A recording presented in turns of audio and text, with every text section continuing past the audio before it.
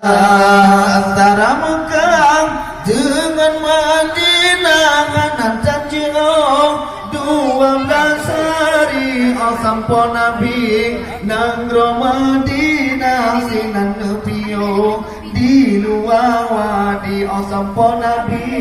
nanggro Madinah sinan nepio di luar wadi ya Rasulullah يا حبيب الله محمد ابن عبد الله محمد ابن عبد الله محمد ابن عبد الله محمد ابن عبد الله Tujuran Nabi terkenal dan kedengaran kedatangan Nabi na tujuran Nabi terkenal dan kedengaran kedatangan Nabi urang Madinah kebiar meron-ron kejam menghimpun kejantung Nabi urang yang Tuhan tanya kabaran di mana Tuhan datang kemari ya Rasulullah ya Habib Allah Muhammad ibn Abdillah Muhammad ibn Abdillah Muhammad ibn Abdillah Muhammad ibn Abdillah Nabi ngejawab lona Rasulullah di negara Mekah kena pergi kau diulun dua orang Mekah elon gegah kaum Quraisy ya Rasulullah ya Habib Allah Muhammad ibn Abdillah Muhammad ibn Abdillah Muhammad ibn Abdillah Muhammad ibn Abdillah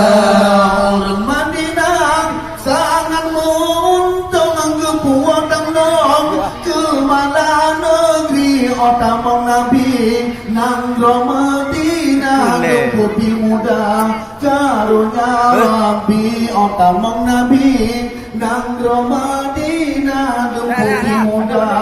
karunia Rabbi ya Rasulullah